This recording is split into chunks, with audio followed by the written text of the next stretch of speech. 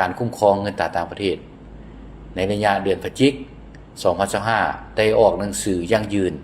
การเปิดหรือหันบัญชีเงินฝากเกี่ยวกับการนำเข้าส่งออกสินค้าและการบริการจำนวน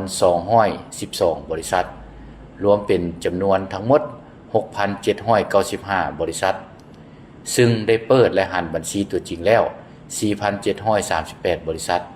ซึ่งมีจำนวนทั้งหมด 12,062 บัญชีนำธนาคารธุรกิจ 32 แห่งซึ่งสามารถคุ้มครองรายรับจากการส่งออกผ่านระบบธนาคารบรรลุได้ 73.01% ของการส่งออก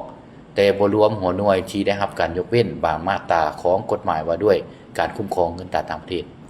พร้อมกันนี้ได้ยังยืนทุนนำเข้าจากผู้ลงทุนต่างประเทศจำนวน 34 เทื่อบริษัทยอดสะสมฮอดปัจจุบัน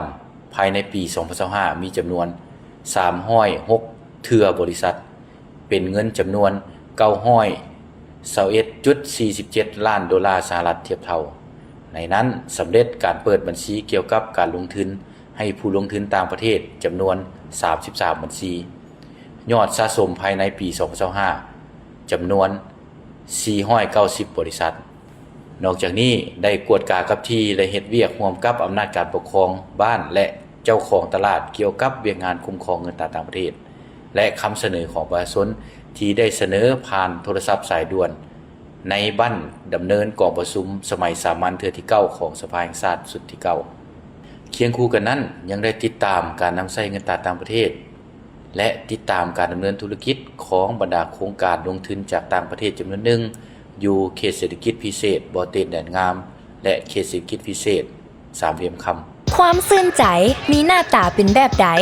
หน้าตาซื่อๆแต่เห็นแล้วซุ่มซื่นหัวใจน้ำบ่